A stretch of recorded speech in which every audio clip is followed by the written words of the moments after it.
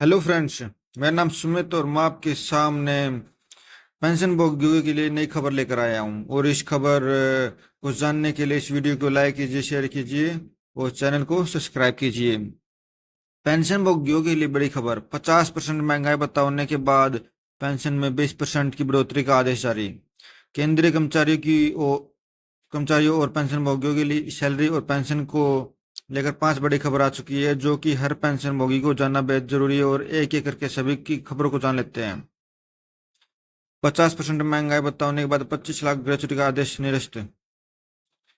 EPFO की तरफ से पिछले दिनों एक आदेश जारी किया गया था। इस आदेश में कहा गया था कि 1/1/2024 से महंगाई भत्ता 50% हो चुका है। और 7वें केंद्रीय वेतन आयोग की गई सिफारिश के अनुसार जैसे ही महंगा भत्ता 50% होगा, वैसे ही ग्रेच्युटी की दर 20 लाख से बढ़ाकर 25 लाख हो जाएगी। ऐसे में ईपीएफओ की तरफ से ग्रेच्युटी की लिमिट 20 लाख से बढ़ाकर 25 लाख किया गया था। इसका आदेश 30 अप्रैल 2024 को जारी किया गया था, लेकिन अब इस आदेश को स्थगित कर दिया गया है।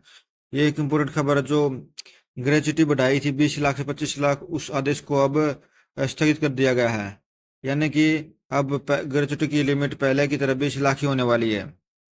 ईपीएफओ ने एक नया आदेश 7/5/2024 को जारी किया है, जिसमें ग्रेच्युटी की लिमिट 25 लाख करने के आदेश को स्थगित कर दिया गया है। और इस आदेश के अनुसार अगले आदेश तक ग्रेच्युटी की लिमिट 20 लाख रहने वाली है।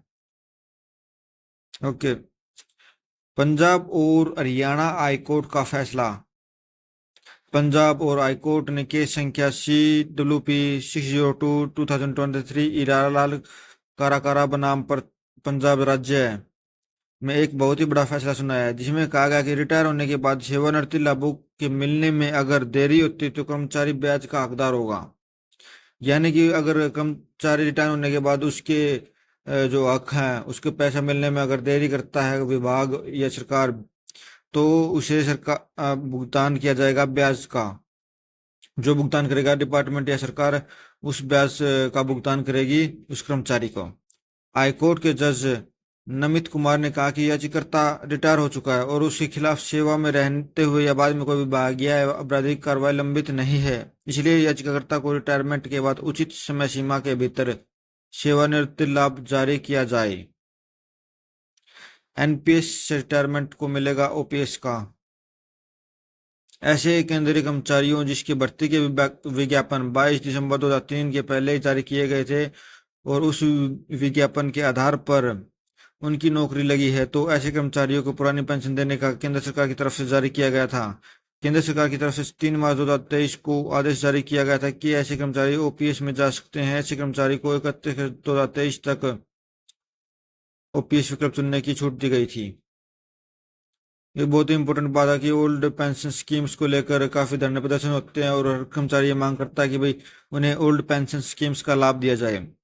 और इसमें कुछ इंपॉर्टेंट बात है कि 2004 से पहले के कर्मचारी को ओल्ड पेंशन स्कीम दी जा रही है। लेकिन एक और खबर है कि भाई जो कर्मचारी 22 दिसंबर 2003 से पहले के भर्ती के विज्ञापन में थे, लेकिन उनकी ज्वाइनिंग या भर्ती 2004 के बाद पूरी हुई है, उन सभी को ओल्ड पेंशन स्कीम्स का मौका दिया गया था। और 31 अगस्त 2023 तक ओल्ड पेंशन स्कीम चुनने का विकल्प दिया गया था। अब सवाल यह आ रहा है कि ऐसे कर्मचारी जिनकी नौकरी 22 दिसंबर 2003 के विज्ञापन के आधार पर लगी थी, वो तो 3 मार्च 2001 के पहले एनपीएस रिटायर हो चुके थे, तो ऐसे कर्मचारियों को ओपीएस में किस प्रकार से लाभ लिया जाएगा? तो उसी को लेकर केंद्र सरकार की तरफ से स्पष्टीकरण जारी किया गया कि केंद्र सरकार ने कहा कि ऐसे कर्मचारियों को कुछ शर्तों का पालन करना होगा, जैसे कि अगर उन्होंने रिटायरमेंट पे एनपीएस का सारा लाभ ले लिया है तो वह वापस करना होगा।